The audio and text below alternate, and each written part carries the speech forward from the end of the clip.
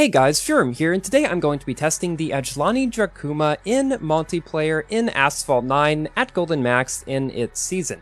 Well, technically, a bunch of other cars in the Around the World update are in the season too, but it is the flagship car of the season, so that's what I will call it. Please consider subscribing if you have not already, and be sure to check out my FENYR Clips channel as well as my FENYR TV channel and the Purple Team Discord. Links to all those will be in the description, and I hope you enjoy the video.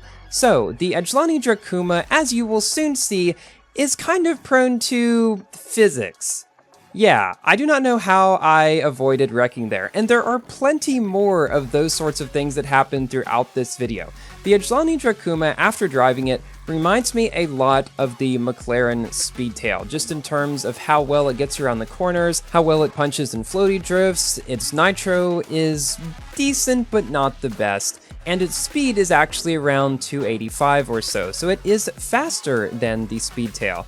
It is also one of the coolest looking cars, in my opinion, that has been added to the game in a while. Now, this car has a special event for it currently going on. Unfortunately, I will not be able to get very far in it because even though I was able to unlock the Peugeot SR1 as my 120th car, which is pretty cool, I got stuck on the third day where you have to have the McLaren Senna GTR, which I do not have. So unfortunately, I only got to the third day, can't really get much beyond that. Coming toward the end of this race here, we're able to pull away from this other guy toward the finish line and come in first.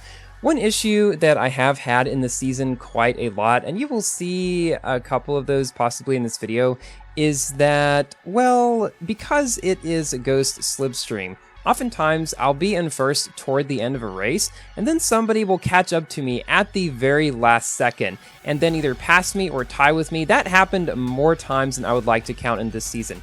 Now here, this section on Buenos Aires is one of my favorites, and it looks very graceful if you can get it right, going through the air on all the ramps. Now, as we have seen, although earlier on in the video, this car does not always do the best with ramps, which is something else that also I liken it to the Speedtail. Now here at the end of the second, the same thing happens. He gets my slipstream and passes me at the very last second to come in first. Super close race though, and I was only behind by a frame. Moving on to another race on Scotland, and the good thing about the Ajlani is that it is fairly well-rounded overall, and you can do pretty well on almost any track. Because of its high top speed, you can do well on tracks like Himalayas and Scotland as well, which is a fairly top speed oriented track. But also you can get around the corners without much of an issue as well. Also going on right now is the Nissan R390 Grand Prix. Now, this car is one that I have wanted to get, and I was thinking that I probably would be able to get it in this Grand Prix as I've been running along at around 3 or 4 position with just a 1-star car.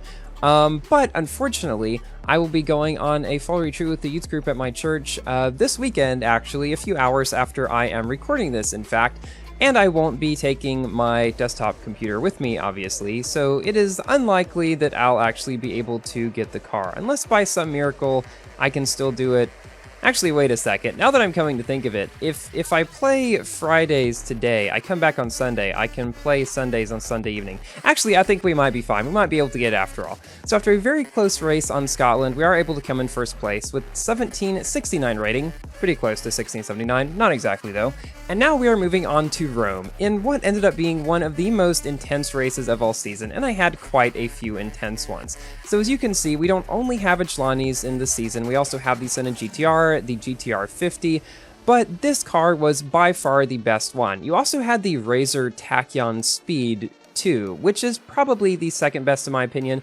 Now, the Razor got a bad rap for being one of the worst cars in Class S, but compared to a lot of the other cars in the season, I found that it did fairly well too. So far in this race, things were going fine, but then for some reason, right around here, it like bounced me off the wall. I thought for sure I was going to wreck.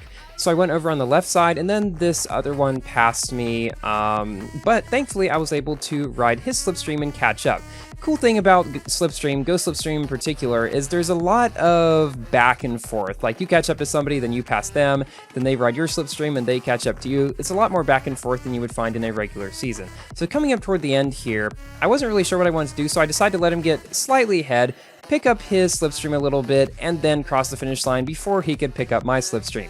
I don't think I was formulating all that in my head during the race, but that's kind of how it ended up, so we will pretend that I thought of it by myself. Moving on to another race on Nevada, we have mostly Ajlanis again. Now, I tested this car in Elite and Master League, as you'll see throughout the season. I actually was able to get up to in the 1800s, pretty high 1800s throughout the season. And I found that, well, pretty much all the cars up there were the Ajlanis at this point. So we're right behind Random Rat, and now for another cool little stunt. I barrel roll very low off the side, hit the edge, then barrel roll again, and we're still in second place, just behind Random Rat, but we've pulled away from almost everybody else, so he should be our main competitor for the rest of the race. In other news, I managed to finally max out my LaFerrari, aside from a few epics. I have fully maxed out with all 4 epics, top speed and acceleration. I have 1 on handling and none on nitro, so that means I am missing 7. Does anyone know where I can find a Perta epics? Or do they just come around whenever the special event came around? I would like to get more if I can. So coming toward the end of this race here, he almost passes me toward the end because of riding my slipstream, but thankfully I was able to just barely take the victory, although he was purple too, so he was pretty fast as well. We beat him by 2 frames in this case. And now we're moving on to Shen City, one of my favorite and also one of the shortest tracks on Shanghai, where a lot of people will test cars' floaty capability, and I decided to do that as well. But going back to the Aperta for a second, I'll probably be testing it in the current classic multiplayer season once I'm able to get up to a Platinum League. I might also test it in Legend League as well, so I'll probably either test it in High Platinum or Low Legend League. And here, I'm finally able to get a floaty ride around that corner. For some reason, I always tend to go the other way, but that worked very well.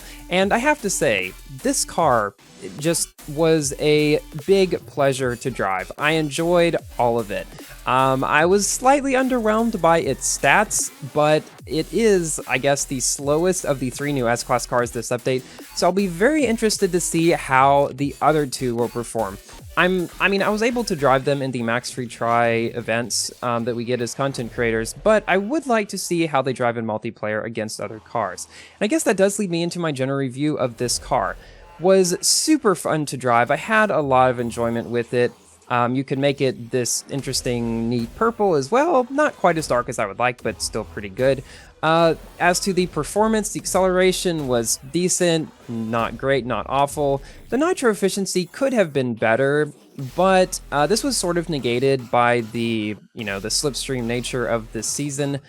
And also, the drifting and handling was quite good around corners, no real issues there. Punch drifting, floaty drifting, all good as well. And the top speed is extremely quick, around 285 to 290 miles per hour. Now, I'm not sure how difficult the special event actually is, nor how this car performs at lower stars. But I would say if you have all the cars for the event, it might be worth going for if you don't have to spend a bunch of tokens in order to get it. But as it is not a king of S-Class, nor one of the kings, nor even really close to it, you're not really missing out on a lot if you don't manage to get this car. Thank you all so much for watching. Please like the video if you've enjoyed, and consider subscribing for more Asphalt, Forza, Minecraft, and other games content. And I will see you in my next video. Goodbye!